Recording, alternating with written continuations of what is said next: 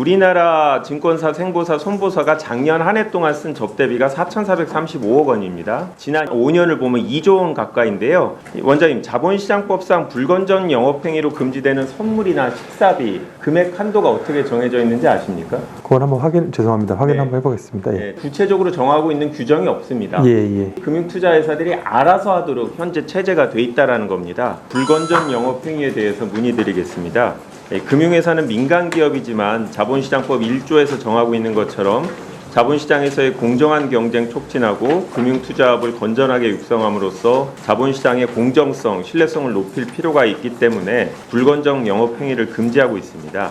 원장님, 금융투자회사의 불건전한 영업행위를 실효적으로 금지하기 위해서는 회사들의 자체적인 노력도 필요하지만 금감원이 이런 불건전 영업행위를 적극적으로 감시, 감독하는 역할이 필요할 것 같은데 어떻게 생각하십니까? 예, 의원님 말씀에 같은 생각을 갖고 있습니다. 그러면 현재 상황에서 금감원이 그러한 불건전 영업행위를 제대로 감시, 감독, 제재하고 있습니까? 이제 불건전 영업행위가 여러 가지 다양한 형태로 존재할 수 있어서 저희가 이제 건전성이라든가 어떤 그런 측면에서는 좀 애를 쓰고 있습니다만 혹시 저희가 금감원이 제출한 자료를 보니까 2017년 이후 접대비 집행 관련해서 금감원이 제재한 내용이 전혀 없다라고 하는데 원장님, 정말 문제가 없어서 그런 건지 아니면 금감원의 감독이 제대로 이루어지지 않는 것인지 이게 궁금합니다. 어떻게 생각하시나요?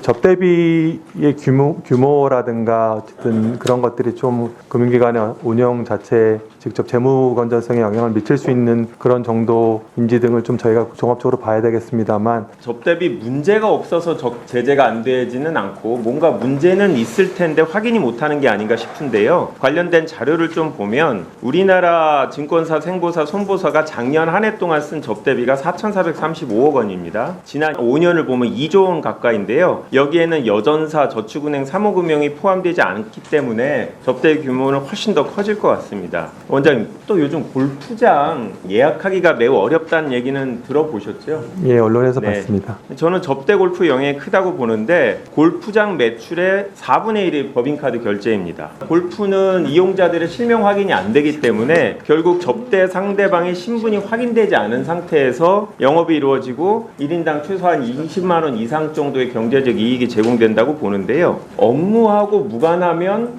법인카드는 쓸 수가 없는 거죠. 회사들의 경우. 그렇습니다. 예, 그렇다라고 하면 법인카드로 골프장 이용료를 상대방 거를 제공했다면 접대한 회사 입장에서 업무하고 관련돼서 그렇게 접대를 한 거겠죠. 예, 법인카드를 쓰면 안 되는 거니까요. 예, 무슨 말? 제가 이제 변호사로서 경험한 바에 의하면 여전히 금융투자회사와 거래 상대방의 임직원 간에는 유흥업소, 골프장, 고가의 식당 등에서 접대가 이루어지고 있고 그런 이유는 거래 상대방의 재량에 따라서 금융투자 상품 거래를 결정할 수 있는 경우들이 많기 때문에 이런 관행이 계속 이어지면서 대가성이 있거나 부정한 선택과 함께 경제적 이익이 제공되는 경우가 있는데 저는 원인을 말씀드리기 위해서 관련 규정을 좀 살펴보겠습니다.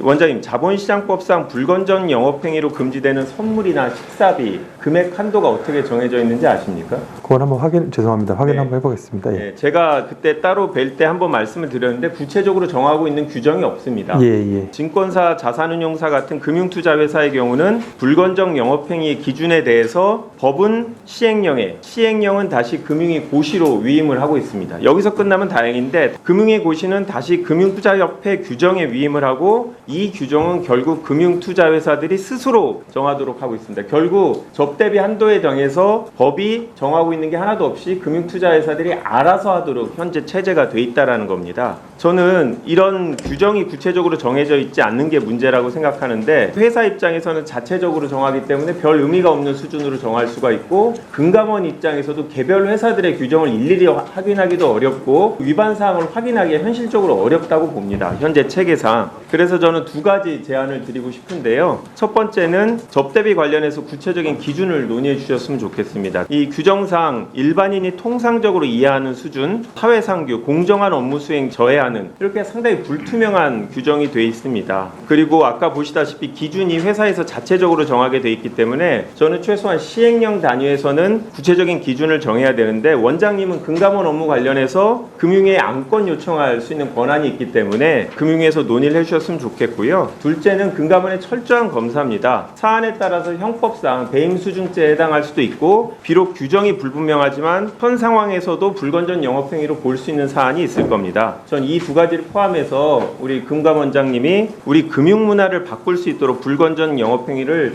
적극적으로 감독해 주셨으면 좋겠는데 가능하시겠습니까? 예, 말씀 주신 부분 취재 깊이 공감합니다. 그리고 저희가 이제 지금 관련된 규정을 다시 한번 저도 보니 금융기관들한테 현황을 점검을 하는 방식으로 단기적으로는 그렇게 해서 한번 챙겨보고 중기적으로는 말씀하신 부분을 조금 더 관련된 내용이라든가 세칙에 반영할 수 있는 방법을 좀 강구해 보겠습니다.